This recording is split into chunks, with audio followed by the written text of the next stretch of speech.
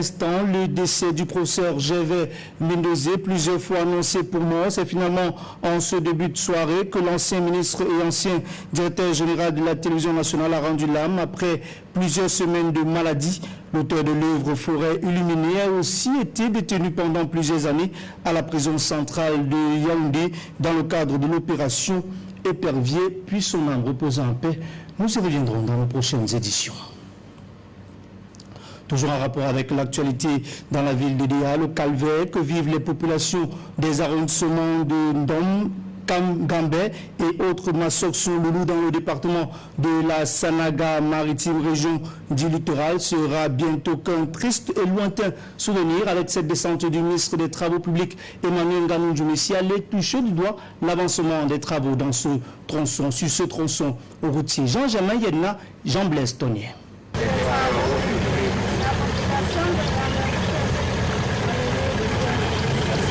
Le ministre des Travaux publics en visite de travail sur le site des travaux de réhabilitation du tronçon routier Ignouya, Ngambé et les côtes de Nkang dans le département de la Sanaga maritime, région du littoral. Long de plus de 20 km, cet axe routier non bitumé depuis des décennies dans les contrées Babimbi et qui sort aujourd'hui progressivement de sa torpeur est à 64% du taux d'exécution des travaux, d'où le satisfecit des autorités traditionnelles représentant des populations.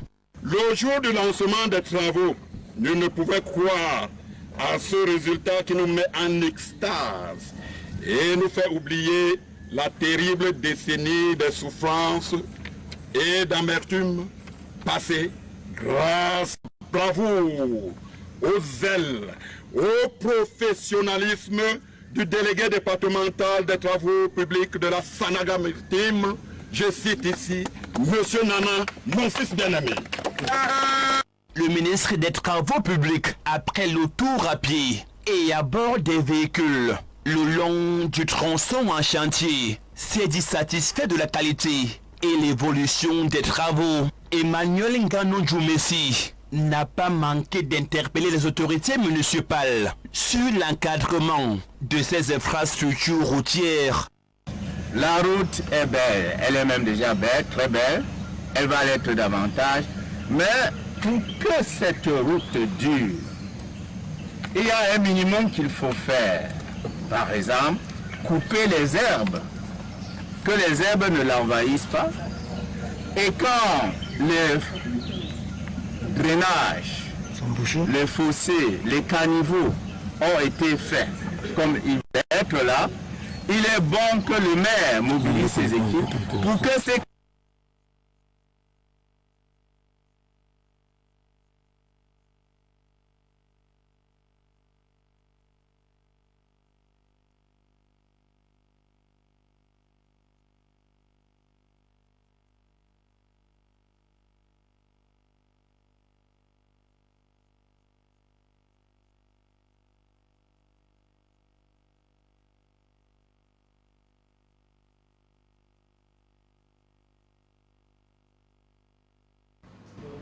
Et en santé, lutte contre la pandémie à coronavirus. Mesdames, Messieurs, nous nous excusons d'abord pour la qualité de cet élément. Et comme je le disais, en santé, lutte contre la pandémie à coronavirus. Le préfet du département des Bambotos dans la région de l'ouest du Cameroun est sur le terrain de la sensibilisation et surtout du respect des mesures barrières. Franklin François Etapa a sillonné les rues et les ruelles de sa circonscription administrative pour demander aux uns et aux autres de respecter les mesures barrières et surtout de bien aborder le masque. Jean-Germain Yedna, Rostand Difo.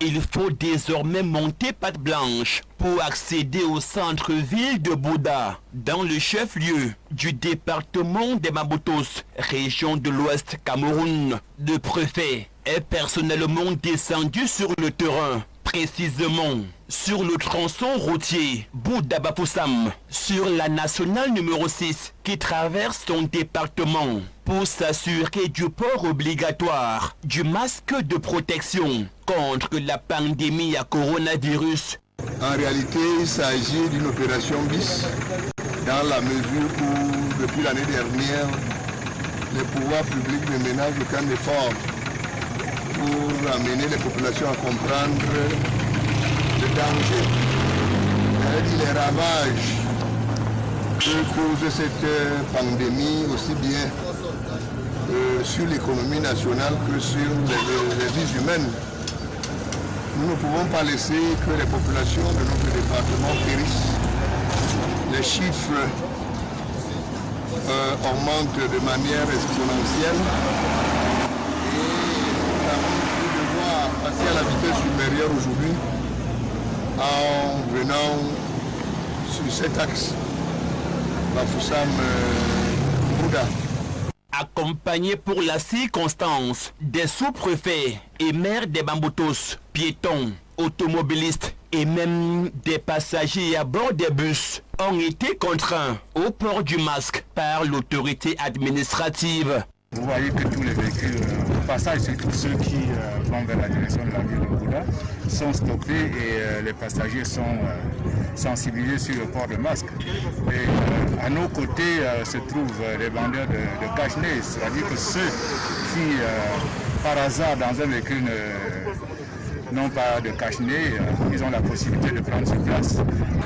L'opération consiste simplement à stopper les voitures. Le passager qui est dans le véhicule et qui n'aborde pas son masque descend du véhicule. Nous avons des vendeurs de masques autour de nous. Vous allez acheter votre masque, vous le portez et vous continuez la route. Même si vous êtes chauffeur et que nous constatons que vous n'avez pas porté le masque, vous garez votre véhicule et vous ne reprenez la route, vous ne reprenez le trajet que lorsque vous avez acheté, vous avez trouvé le masque. Et nous pensons qu'en le faisant, ça va créer un effet de masse, un effet psychologique de taille. Et nous disons que pour rien au monde, nous ne pouvons pas laisser que le département des Bamboutos soit un mouroir ou alors un dépôt légal des malades ou du Covid-19. Une descente de l'autorité sur le terrain qui fait suite à plusieurs foyers de propagation de la Covid-19 qui ont été détectés à Bouddha ces derniers jours, notamment au lycée bilingue et prison principale. Il y avait un certain nombre d'élèves qui avaient été contaminés. Dieu merci, au moment où je vous parle, tous sont déjà guéris. Et je voudrais profiter de l'occasion que vous m'offrez pour remercier le maire qui est là. Et après une séance de travail avec moi, a pris sur lui d'aller désinfecter les salles de classe du lycée. C'est une action citoyenne que j'aime beaucoup apprécier.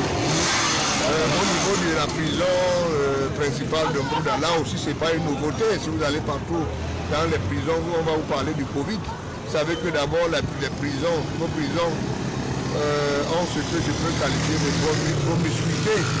C'est le lieu de grand rassemblement incontrôlé.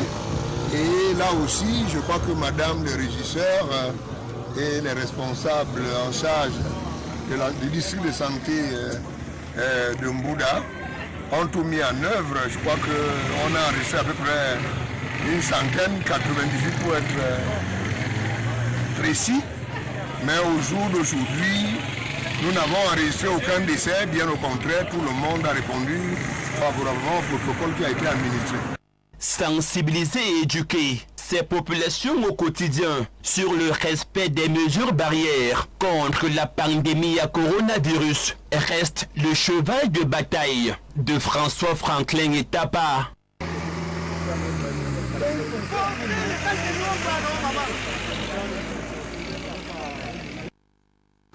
Toujours en santé, 68 décès, dont 33 de suite de Covid-19 enregistrés dans la région du centre. C'est l'une des informations qui a filtré de la réunion du comité interministériel chargé de l'évaluation de la mise en œuvre de la stratégie du gouvernement dans le processus de lutte contre la pandémie à coronavirus. Cette réunion s'est tenue hier à Yaoundé. Elle a été présidée par le Premier ministre chef du gouvernement, Joseph John Gouté. Reportage. Le comité interministériel chargé d'évaluer la mise en œuvre de la stratégie gouvernementale de riposte contre le Covid-19 était à pied d'œuvre hier pour statuer sur l'augmentation du nombre de décès liés au coronavirus et la pénurie des kits de dépistage. Joseph John Gouté, Premier ministre chef du gouvernement, a fait état de la pénurie des kits de dépistage et du ralentissement de la campagne de dépistage. Il ressort aussi de cette réunion hebdomadaire que le Cameroun a enregistré la semaine dernière 68 décès du coronavirus, dont 33 pour la seule région du centre. Le Premier ministre a aussi instruit les autorités administratives et municipales de s'assurer du respect des mesures barrières dans les espaces marchands et dans tous les lieux publics où l'insouciance des populations persiste. Comment mettre en place cette exigence gouvernementale alors qu'on sait qu'il est difficile, voire impossible, de veiller à la mise en application de cette mesure dans un contexte où l'insouciance des populations s'accroît au jour le jour? Pour lutter contre la propagation du coronavirus, l'heure n'est plus aux paroles, il faut passer à l'action.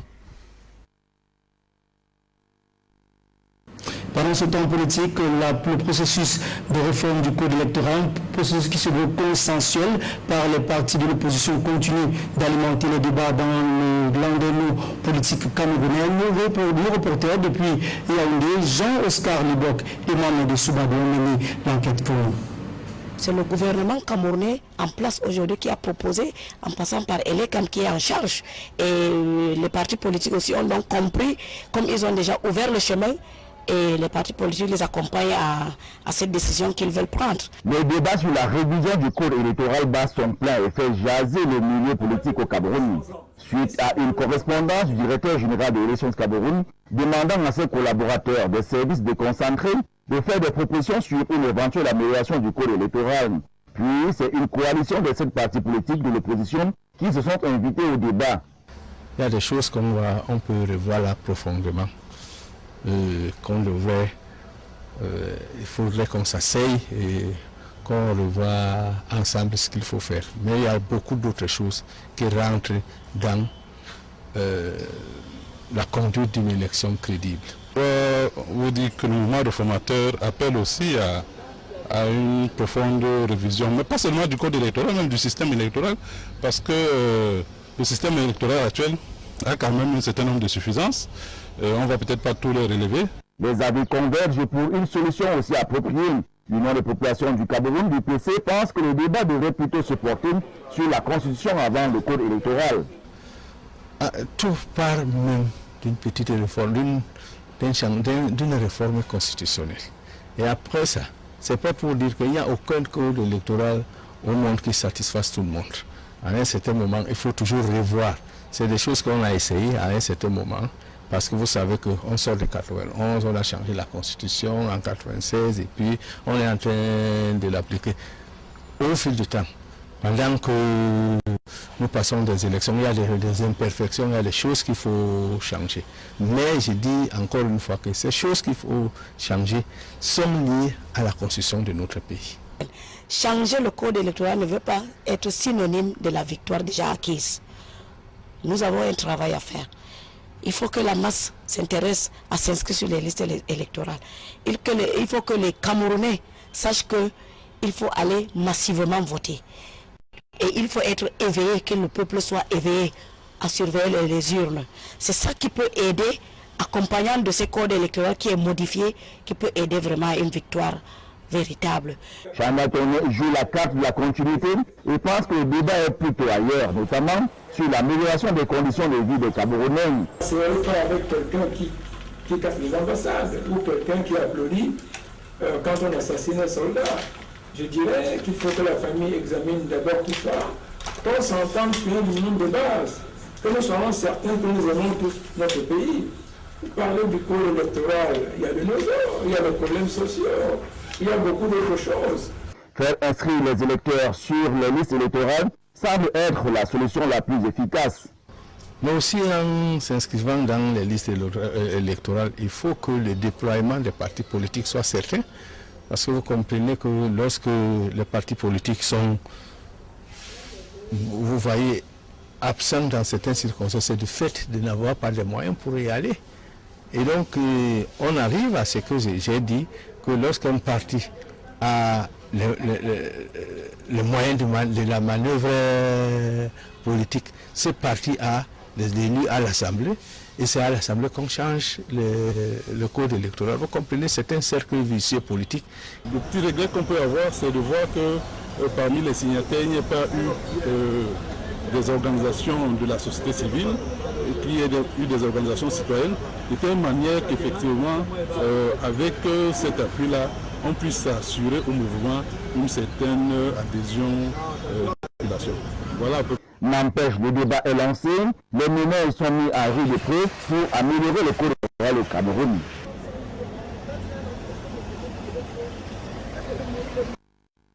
Dans le cap à présent sur combat dans le sud-ouest, où les populations ou les éléments du bataillon d'intervention rapide veulent le secours des populations d'Akwaya dans la région du sud-ouest, et ceci par la réhabilitation d'un pont détruit par les troupes séparatistes. Reportage. Les populations de Kétchan dans l'arrondissement d'Akwaya, département de la Magnou, région du sud-ouest, peuvent enfin se mouvoir librement après réfection de ce pont détruit par les groupes séparatistes de l'État virtuel d'Ambazonie.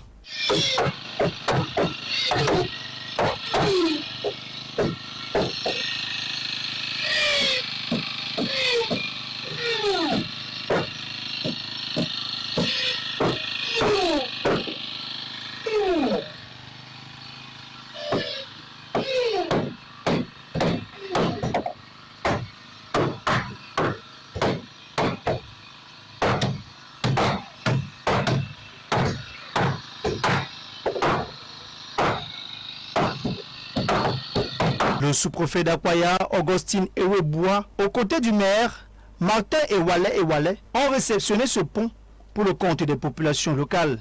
Les éléments du bataillon d'intervention rapide, déployés dans la localité et maîtres d'œuvre de cette réhabilitation, n'ont pas manqué de sensibiliser les riverains. Par le sous-préfet d'Akwaya, que ces séparatistes-là ont détruit ces ponts de manière punitive pour répondre aux populations.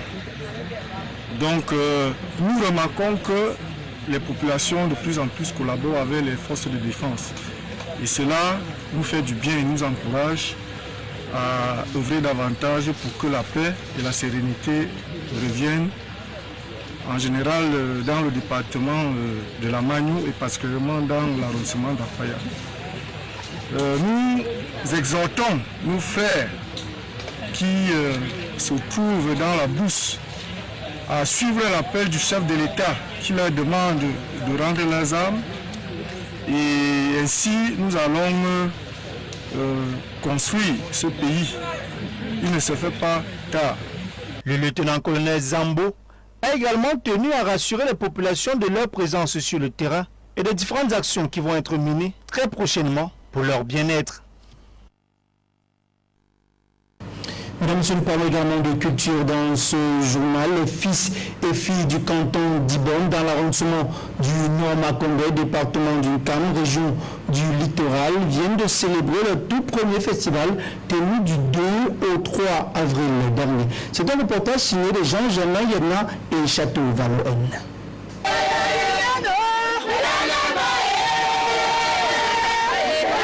Les fils et filles du canton d'Ibom, dans l'arrondissement du Nord-Makongé, département du Cam, région du littoral, étaient en fête du 2 au 3 avril 2021 dernier, à l'occasion de la sortie de son pain. L'ADIM, entendez, l'association des Dibom du monde, a organisé son tout premier festival, Ngandibom, dont l'école publique de Bangoupé a été le théâtre des cérémonies. C'est la première édition, on n'en avait jamais, c'est un événement nouveau. Le festival Ngandibom, qui est inscrit dans l'ordre des festivals du Cameroun, est un événement nouveau. Je suis entièrement satisfait puisque j'ai vécu sous une pression énorme pendant 3 mois. Les 3 derniers mois de la tenue de cet événement, je ne dormais pas, il fallait que je me batte, il fallait que je monte, je descende, je rencontre qui je pouvais, je demande des conseils.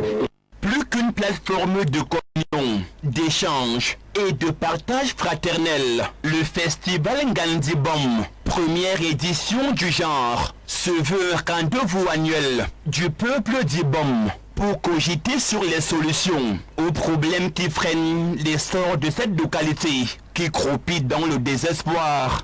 Je suis vraiment humblé, je suis fier, je suis vraiment très dégagé, très dévoué. Je dis une fois de plus merci à Dieu, merci à la dîme qui a émis les idées de réunir les dîmes du monde. C'est un sacrifice. Le message que je voudrais donner, surtout à mes frères et sœurs d'Iboum, c'est que seul un homme n'est rien. Ce n'est qu'ensemble que nous pouvons avancer. Et le peuple d'Iboum, c'est un peuple, je peux dire, c'est l'un des peuples les plus enclavés. Le festival d'Iboum, comme tous les autres festivals ailleurs, n'est-ce pas, sont des moments, n'est-ce pas, de nouveau départ pour les problèmes de développement, pour les problèmes de construction, pour les problèmes de village, pour les problèmes d'avancement d'un peuple qui veut, n'est-ce pas, voir où tourne la bonne boussole, justement pour le développement et pour l'avenir, et même le devenir d'un canton comme le canton du Môme qui a longtemps souffert de plusieurs maux. Nous connaissons l'enclavement, n'est-ce pas, les problèmes d'infrastructure, les routes et tout ça. Donc, conscient de la difficulté, a émergé en rang dispersé l'idée de création d'une association regroupant les Dibom de tous bords a été consolidée et implémentée. De là donc naît la dîme, encore appelée en langue locale Dibom Dinkonsi, se veut ce socle de renaissance du peuple Dibom qui compte aujourd'hui à son actif une bonne brochette des actions sociales déjà menées au profit des populations. L'association qui a prévenu ce congrès nous a donné un stade et a rendu encore le village très propre et a donné l'unisson et du bon, quel qu'il soit. Le conseil que je peux donner aux autres qui n'ont pas pu assister ici, c'est qu'ils viennent. Bon, d'abord dans un premier temps, il y a la pandémie coronavirus qui a empêché beaucoup de ne pas arriver ici. Mais avec l'amour du bon Dieu, ça va finir et le prochain congrès sera plus animé que le congrès de Bangopé. Et le début de ce congrès est une solution d'abord pour les Bangopé, pour le canton du Bon. Je suis un homme combré, tout simplement pourquoi c'est la première que les enfants du Bon se mettent ensemble pour essayer de faire vendre l'image de leur village à l'extérieur. Et c'est même cette pandémie qui a fait en sorte que si la cour est tellement vide, et il y avait tellement d'activités à faire. N'est-ce pas, chaque chef, à mon sens, chaque chef traditionnel doit faire appel à ses élites, à ses forces vives, pour qu'ensemble, n'est-ce pas, à l'unisson, qu'on chante le même refrain, le refrain de développement, tout simplement. Bien avant la visite des stands, où sont exposées toute la richesse socio-culturelle du canton d'Ibom, les meilleurs athlètes qui se sont distingués lors des différentes compétitions ont reçu des prix et encouragements, y compris la toute première Miss du festival Ngandibom 2021. Et devant le regard bienveillant du sous-préfet du Nord Makombe, qui a pris part à ce festival, les chefs traditionnels ont remis au président des présents à titre honorifique, ainsi que la clé du canton d'Ibom dans une ambiance conviviale. Et rendez-vous a été pris pour la deuxième édition du festival Ngandibom.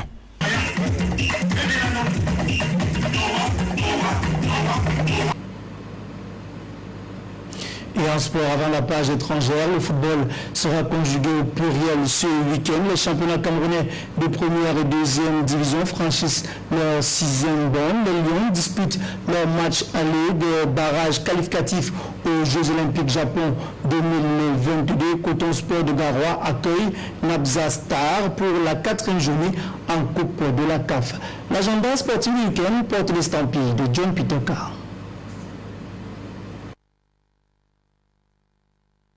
C'est un week-end chargé et décisif qui attend les férus de sport. Les Lions indomptables sont en Turquie où elles affrontent le Chili. Match de barrage qualificatif aux Jeux Olympiques de Tokyo en juin prochain. Les pouliches d'Alain Djemfa, qui sont arrivés à Antalya depuis mardi, sont gonflés à bloc et comptent faire parler leur expérience internationale avec 2 participations abouties en Coupe du Monde, Cameroun-Chili. Le match aller est à vivre ce samedi quand il sera 16h à Douala. Coupe de la CAF, place à la 4e journée ce dimanche. Coton Sport de Garoua, après sa victoire dimanche dernier en Zambie, accueille la formation du Napsa Star. Une occasion pour le club de Garoua de préserver son fauteuil de leader dans la poule B. Un match à suivre ce 11 avril à 15h.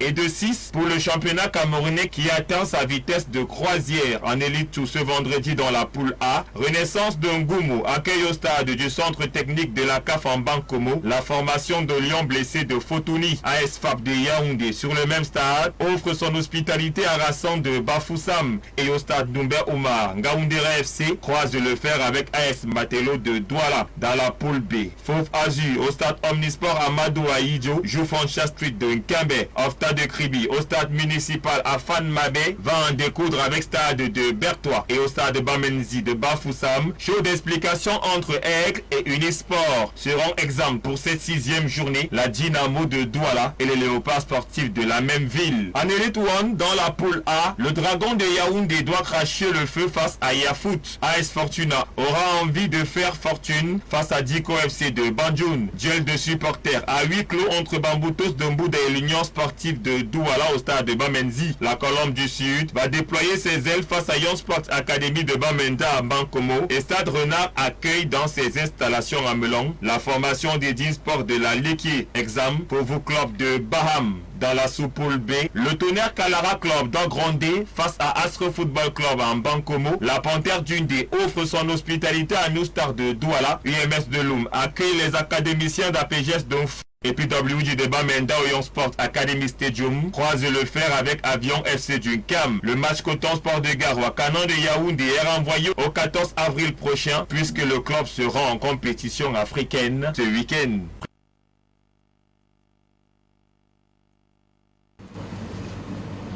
Et toujours dans la même veine, le ministre des Sports et de l'Éducation physique Narcisse Noël Combi était sur le site du chantier du stade de Lendé. L'objectif de cette visite du ministre était de remobiliser et encourager l'entreprise adjudicataire à accélérer la fin des travaux sur ce site. Armand Brissingoma et Elvis Ngoué sont nos correspondants depuis Yaoundé. Une descente sur le chantier du stade de Lendé pour apprécier l'état d'avancement des travaux. Ici, Narcisse Noël Combi a pu noter des évolutions significatives malgré le ralentissement dans le rythme. La cause majeure à cette situation étant les problèmes de mise en place des financements selon le MINSEP. The head of state, President Paul Biya, le président de la République a signé en février dernier un important décret habilitant le ministre de l'économie à engager des actions pour apporter des solutions concrètes à ce financement. La recherche des solutions est en bonne voie. Des propos confirmés par Franck Matière, vice-président des opérations internationales de l'entreprise en charge des travaux, qui précise bien que les travaux n'ont jamais été à l'arrêt. Le projet n'a pas été stoppé. L'opinion publique, comme l'expliquait le ministre des Sports, de par les réseaux de médias par Internet, ont créé des alarmes qui pour moi sont injustifiées. Le chantier a toujours eu plus de 300 personnes. Nous avons connu des ralentissements, mais encore une fois, je le répète, c'est un joyau qu'on construit. Et tout diamant doit être fait proprement et avec les règles de l'art. Donc on ne va pas faire et défaire. Il y a des conditions de financement internationaux qui doivent être respectées. Le décret du chef de l'État, président de la République, Paul Biya, a initié et authentifié maintenant les conditions qu'on doit respecter, ce qui va nous permettre de pouvoir maintenant mettre tous les moyens à disposition.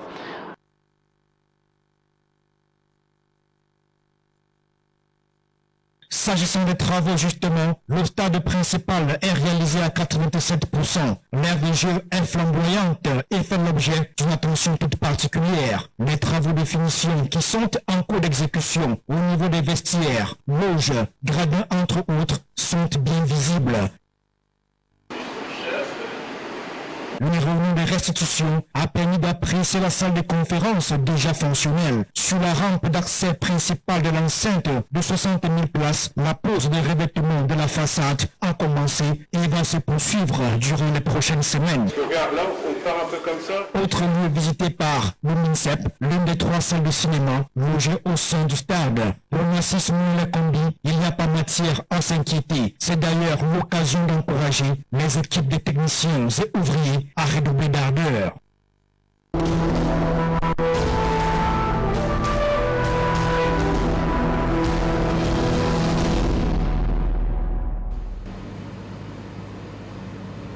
Présidentiel tchadien, le candidat du mouvement patriotique du salut MPS, le maréchal Idriss Déby, a donné ce jour son dernier meeting de campagne. C'était un méga meeting dans la capitale N'Djamena où les partis politiques alliés étaient également conviés. Nos reporters, nos envoyés spéciaux depuis N'Djamena, Frédéric Moutonnet et Guy Landry nous livrent compte rendu. Le mythique stade Idriss Oula de N'Djamena au Tchad a fait son plein dès les premières heures de ce vendredi. Dans les travées, les bureaux de soutien, les partis alliés, plus de 113 au total, et les militants du mouvement patriotique du salut donnent de la voix. L'avenir du Tchad, la paix, la sécurité, c'est le seul homme qu'on compte sur lui, sur les 10 candidats. Dans ce rassemblement inédit de fin de campagne électorale pour le MPS, un seul appel est lancé. Votez le candidat dit du consensus, Idriss Déby Itno. On est allé 5 fois au ville. 5 fois le peuple a dit oui à Idriss Déby Itno. 7 fois encore.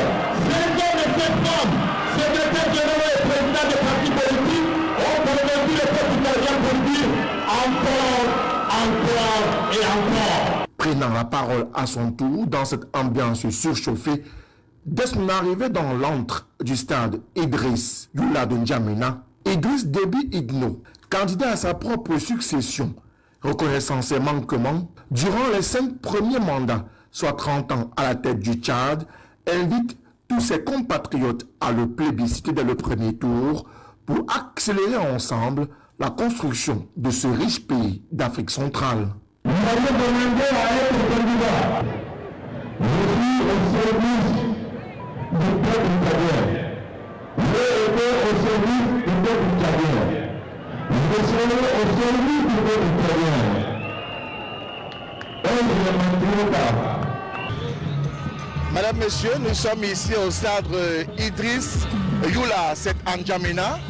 C'est l'apothéose de la campagne du président maréchal Idriss Déby Itno. Et c'est une ambiance particulièrement survoltée ici dans cet antre du sport et aujourd'hui entre de la politique, des partis politiques alliés au MPS, le parti au pouvoir du président Idriss Déby Itno, le principal favori de cette élection présidentielle, battent donc campagne ici, dans cette place. Ils sont venus par milliers des profondeurs du Tchad, de la capitale N'Djamena pour venir apporter leur soutien à quelques jours de la présidentielle, une façon de démontrer leur force de mobilisation, mais au-delà de la force de mobilisation, la capacité de frapper en plein cœur de N'Djamena. Rappelons que plus de 700 bureaux de soutien sont acquis à la cause du président sortant, le candidat du MPS, le mouvement patriotique du salut, le parti qui domine la campagne ici à N'Djamena, mais au-delà, à travers le pays. On aura certainement à le redire, le chaud et le froid que souffle le MPS du président Idriss Déby Itno. Mais qu'en sera-t-il de l'issue des résultats? On en saura davantage le 11 avril 2021 prochain dans les bureaux des urnes, où le mot d'ordre reste la mobilisation des Tchadiens pour l'élection du 11 de dimanche prochain à travers le pays. Vos envoyés spéciaux en N'Djamena pour LTM Télévision, Guy Landry, Frédéric Moutonnet. Merci infiniment à nos envoyés spéciaux depuis N'Djamena, Frédéric Moutonnet et Guy Landry Sierou. Rendez-vous dimanche dans les urnes pour tous les Tchadiens. Mesdames, Messieurs, merci donc infiniment de votre aimable attention. C'est avec un réel plaisir que je vous accompagne tout au long de cette semaine. C'est avec un plaisir renouvelé que je vais vous retrouver lundi pour encore plus d'informations. D'ici à là, ne bougez surtout pas, le programme se poursuit. Bonsoir.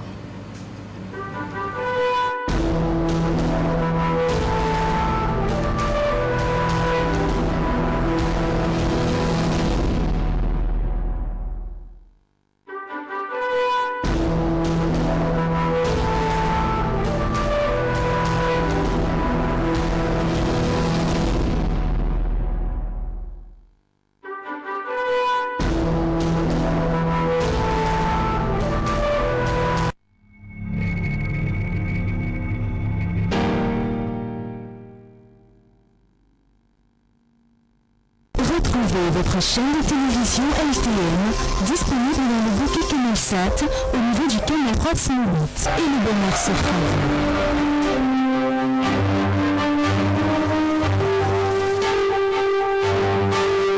LTN, la télévision du monde inspirée par vous.